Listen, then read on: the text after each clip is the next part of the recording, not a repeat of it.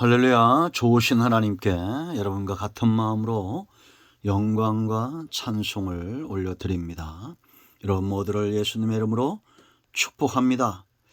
어떤 문제가 있든지 우리의 모든 문제가 말씀을 읽고 들을 때, 기도할 때 하나님의 선하신 뜻대로 응답될 것을 믿습니다. 오늘도 여호와 이레입니다. 여호와는 나의 목자시니 내가 부족함이 없습니다 고백하며 하루를 사시길 축원드립니다. 자, 오늘은 104편 시편 104편 말씀을 묵상합니다. 기도하겠습니다. 영광과 감사를 우리 하나님께 올려드립니다. 주의 이름을 의지합니다. 주의 보혈을 의지합니다. 우리의 모든 죄와 허물을 사하시고 성령 하나님 충만하게 우리 가운데 역사하셔서 눈과 귀를 열어주시기를 원합니다. 근신하고 깨어있지 않으면 감당할 수 없는 그런 마지막 때의 모습들이 이 시대에 보여주고 있습니다. 이럴 때 은혜를 입었던 노아처럼 하나님의 은혜와 말씀에 붙들림 받은 성도들 되게 하옵소서. 시편에 수많은 저자들이 그들의 고난 가운데 하나님을 만나고 그 영적인 깊이가 더 깊어졌던 것처럼 은혜의 깊은 곳으로 말씀의 큰 깨달음 가운데로 우리를 이끌어 가시옵소서. 종을 낮추시고 겸손하게 하시고 오직 말씀에 도구만 되기를 원합니다. 예수님의 이름으로 사모하며 기도합니다. 아멘. 자, 1절로 마지막 절까지 읽어보시고요. 35절까지 중요한 구절들 몇 구절만 봅니다. 1절 먼저 봅니다. 내 영혼아 여호와를 송축하라. 여호와 나의 하나님이여 주는 힘이 위대하시며 존귀와 권위로 옷 입으셨나이다. 아멘. 13절 말씀. 그가 그의 누각에서부터 산에 물을 부어주시니 주께서 하시는 일의 결실이 땅을 만족시켜 주는 도다. 아멘. 자, 넘어가겠습니다. 30절 말씀. 주의 영을 보내어 그들을 창조하사 지면을 새롭게 하시나이다. 33절입니다. 내가 평생토록 여호와께 노래하며 내가 살아있는 동안 내 하나님을 찬양하리로다. 아멘. 오늘 이 말씀이 우리 모두에게 큰 은혜가 되기를 예수님의 이름으로 축원드립니다. 제가 여러 번 우리 성도들에게 강조하는 것이 있는데요. 교회에 나오는 것은 참 쉬운데 물론 어려운 분들도 있습니다. 그런데 정말 어려운 것은 마음을 바꾸는 겁니다. 우리가 출애굽기를 공부하면서 이 부분을 굉장히 많이 다루었죠. 애굽에서 그들이 나오는 데는 그렇게 긴 시간이 걸리지 않았습니다. 모세를 보내서 물론 430년 동안 애굽에 있었지만 하나님 모세 한 사람을 준비시켜 그들을 이끌어내는 데는 수일이면 좋겠죠. 그런데 그들의 마음에서 중심 속에서 애굽과 바로를 몰아내는 데는 40년의 세월이 걸렸습니다. 여러분, 기독교는 절대 세상 종교와 다릅니다. 하나님을 그 중심에 믿는, 세상을 그 마음에 품지 않는 온전히 하나님께 속한 백성이 되는 것이 굉장히 중요합니다. 우리 안에 악한 것과 선한 것이 함께 할 수 없는 것처럼 하나님의 소유된 백성이 되고 구원함을 받은 백성은 그 속에 감사와 찬송이 주 은혜 아래 세월이 가면서 더 가득 차고 분명해지게 되어 있습니다. 이제 우리가 104편까지 벌써 왔습니다. 150편까지죠. 얼마 남지 않았습니다. 3분의 2가 왔습니다. 이제 우리는 이렇게 고백해야 됩니다. 내 영혼아 여호와를 송축하라. 성도는 영적인 눈이 열려진 존재입니다. 눈이 열리고 귀가 열려졌기 때문에 중심이 바뀌고, 중심이 바뀌니까 입술이 바뀌고, 입술이 바뀌니까 우리의 고백을 들으시는 하나님으로 인하여 역사가 일어난다. 공식이라고 말했죠. 지금 104편은 온 천지 만물 피조세계에 임하고 있는 하나님의 위대하심과 하나님의 이 피조세계를 창조하시고 보호하시고 섭리하시는 그런 손길을 그가 체험했다는 것은 눈이 열리고 귀가 열렸다는 거죠. 우리는 성경을 통해서도 눈이 열려 하나님의 일하심을 보지만 온 천지 만물 가운데 일하시는 하나님의 섭리를 우리가 볼 수 있습니다. 이제 여러분들이 104편을 읽어보면 마치 땅과 공중과 바다를 의인화시켜서 그렇게 구체적으로 하나님의 일하심을 나타내고 있는 것을 알 수가 있습니다. 시적인 표현들이죠. 우리도 이와 같습니다. 사랑에 빠지거나 믿음이 깊어지거나 소망에 우리의 가슴이 뛰기 시작하면 우리의 입술이 말할 수 없는, 형언할 수 없는 그런 간정과 시와 찬미로 하나님의 일하심을 표현하게 될 것입니다. 자, 이제 읽어보시면 이해되지 못할 부분이 없어요. 이제 우리가 핵심적인 것들을 보게 될 텐데요. 가장 먼저 그가 무엇에 대해서 눈이 열려졌느냐? 창조주 하나님을 보는 것처럼 듣는 것처럼 보고 있다. 1절 보세요. 내 영혼아 여호와를 송축하라. 여호와 뭐라 했어요? 나의 하나님, 나의 주. 주는 심히 뭐요? 위대하시고 존귀와 권위로 옷 입으셨나이다. 하나님은 위대하신 분입니다. 존귀하신 분이에요. 권위가 있는 분입니다. 옷은 그 사람을 나타내죠. 중요한 것은 이 위대하시고 존귀하시고 권위로 옷 입으신 능력의 하나님, 전능하신 하나님, 전지하신 하나님이 나의 하나님, 나의 주가 되신다는 겁니다. 위대한 작품은 위대한 작가가 있기 때문이죠. 온 천지 만물 가운데 이 작가 되신 하나님의 손길이 보이는 거예요. 여러분, 세상에 이런 위대한 작품이 어디 있습니까? 사람은 풀 한 포기도 만들어내지 못합니다.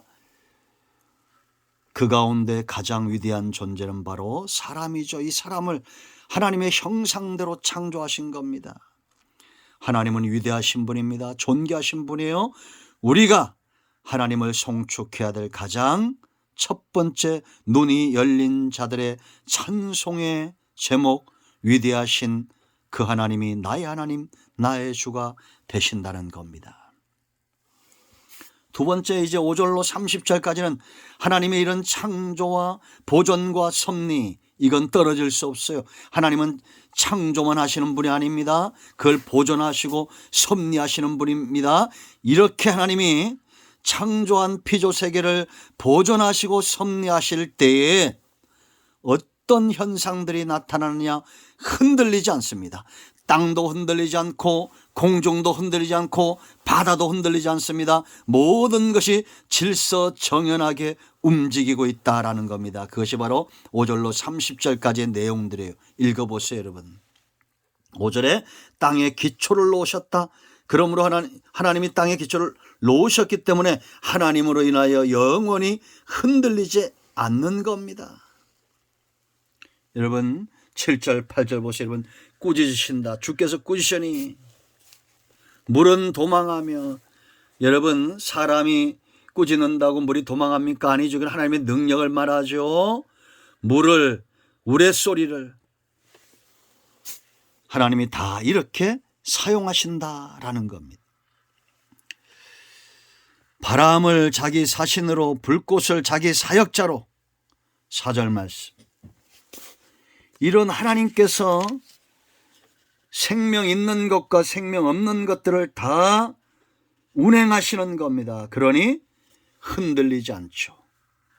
공중에 질서가 있습니다. 바다에 질서가 있어요. 땅에 질서가 있습니다. 9절, 하나님이 경계를 정하신다. 주께서 물의 경계를 정하여 넘치게 하시고 그랬습니다. 두 번째, 이런 하나님의 섭리가 있을 때에 비로소 만족함이 있습니다. 10절로 29절까지 내용들이에요. 여러분, 저와 여러분이 만족하려면 어떻게 해야 됩니까? 우리가 육적으로나 영적으로나 마음적으로 만족하려면 어떻게 해야 돼요? 가장 먼저는 해갈, 기근, 기갈의 고통에서 벗어나야 됩니다. 하나님이 10절, 11절, 12절 샘을 조성하시고 샘을 주심으로 그 물을 마시는 자 해갈된다. 아멘. 11절 보세요. 각종 들짐승에게 마시게 하시니 들나귀들도 해갈하며 그랬습니다. 두 번째는 양식을 주셔야 돼요. 여러분, 사람들을 기쁘게 하고 가축에게 양식을 주시고 14절 15절 말씀 보세요. 여러분 읽어보시기 바랍니다. 땅에서 먹을 것을 주신다. 15절 사람의 마음을 기쁘게 하는 포도주와 사람의 얼굴을 윤택케 하는 기름과 사람의 마음을 힘있게 하는 양식을 주셨도다. 육체의 양식뿐만 아니라 우리는 하나님의 입에서 나오는 모든 말씀으로 인하여 살죠. 그러므로 여러분, 우리는 쌀이 우리의 양식이 아니라 그것을 주시는 하나님이 우리에게 양식을 공급해 주시는 근원이 되시는 거예요.